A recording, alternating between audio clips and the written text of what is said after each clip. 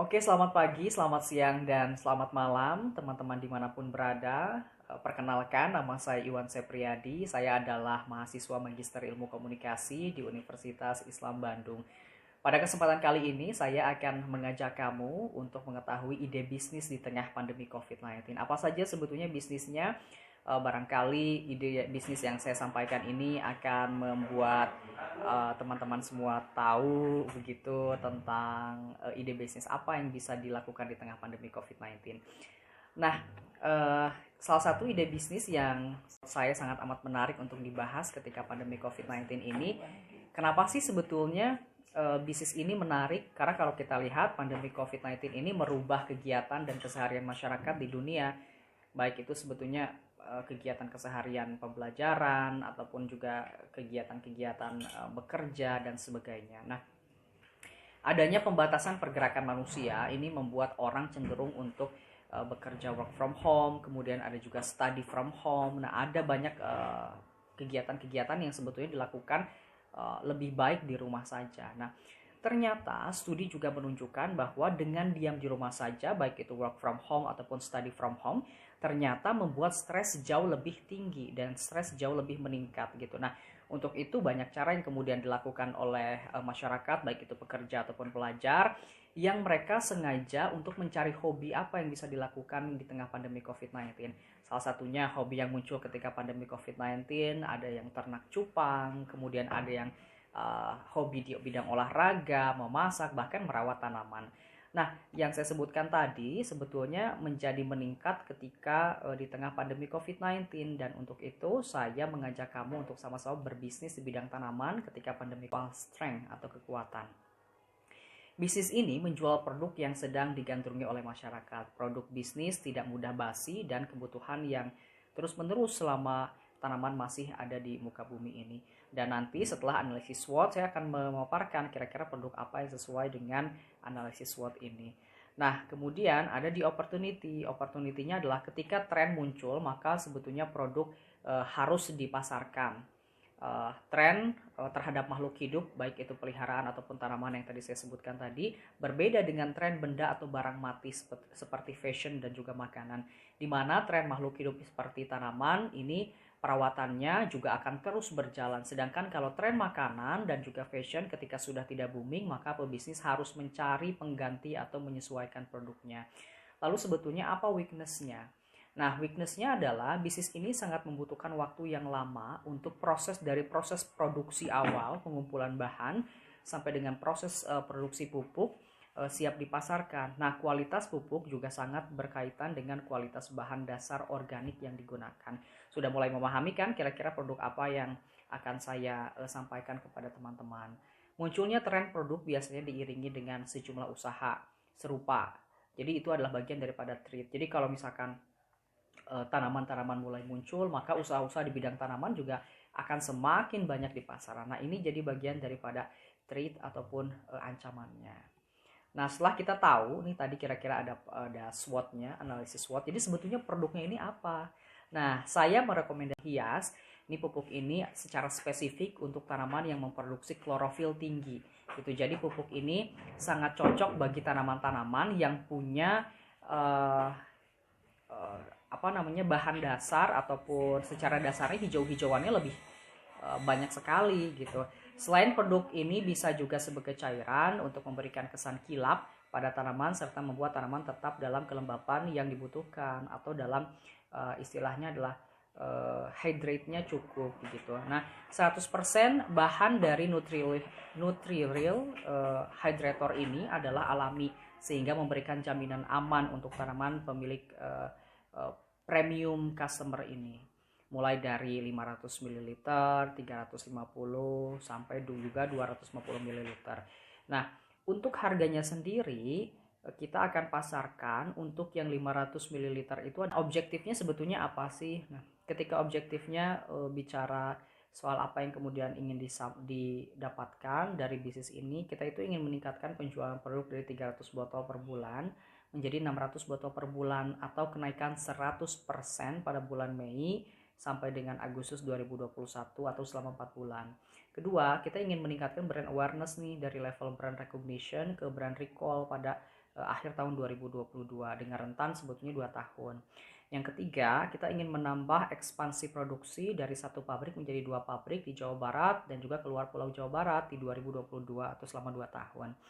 Dan yang terakhir adalah kita ingin memperluas target market ke mancanegara, terutama negara-negara ASEAN pada tahun 2022. Nah, sebetulnya target segmentationnya itu kita punya 2 target geografis, yakni target geografis A dan target geografis B. Pertama, secara geografis ini kita ingin mencari atau target kita adalah untuk pecinta tanaman yang ada di wilayah Pulau Jawa dan juga kota-kota besar seperti Bandung, Jakarta, Surabaya, dan juga Semarang. Dan sedangkan untuk di geografis B, ini pecinta tanaman yang ada di luar Pulau Jawa seperti Sulawesi, Bali, NTT, NTB, dan juga Sumatera. Nah, di geografis B tidak menutup kemungkinan karena kita ingin ekspansi ke luar negeri, maka di geografis B juga ada target geografis di luar pulau. Lalu target demografinya sudah sangat jelas, pria atau wanita 18-65 tahun. Kenapa kemudian range-nya cukup luas? Karena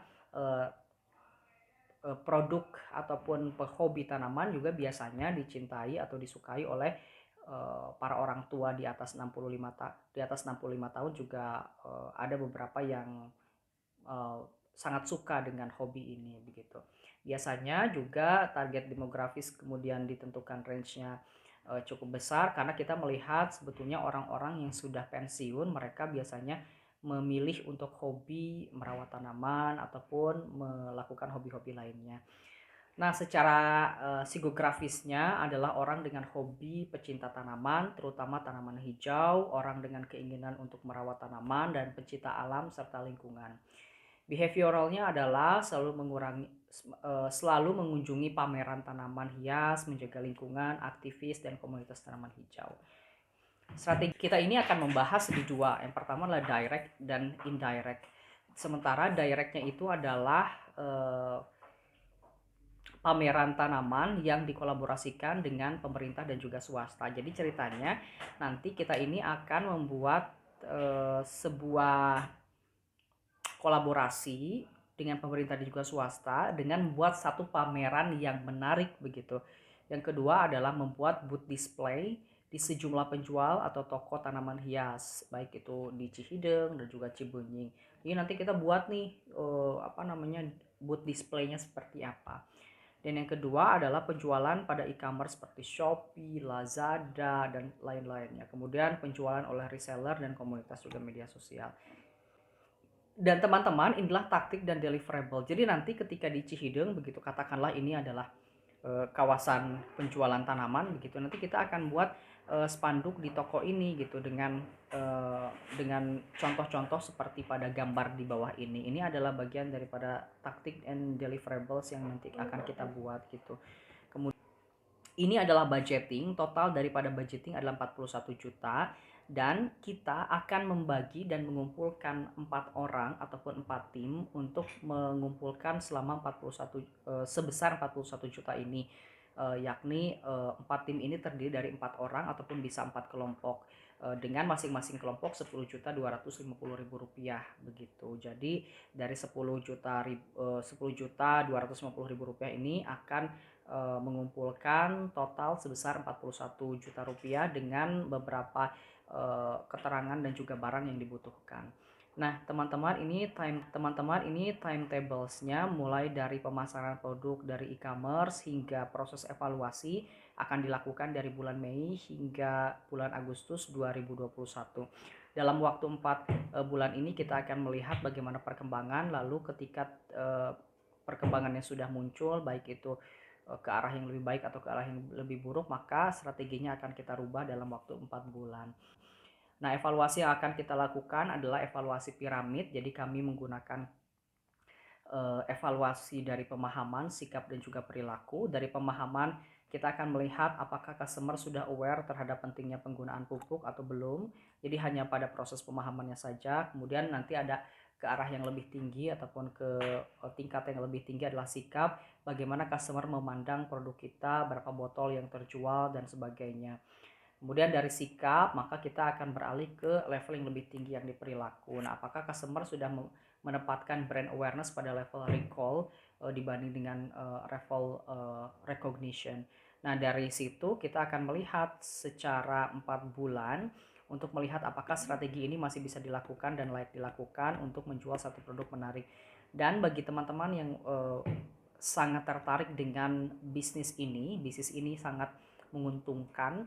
Mengapa demikian? Karena kalau dilihat situasi pandemi COVID-19 ini bisa dimanfaatkan dengan menjual satu pupuk organik yang bisa menjaga kelembaban dari tanaman itu sendiri.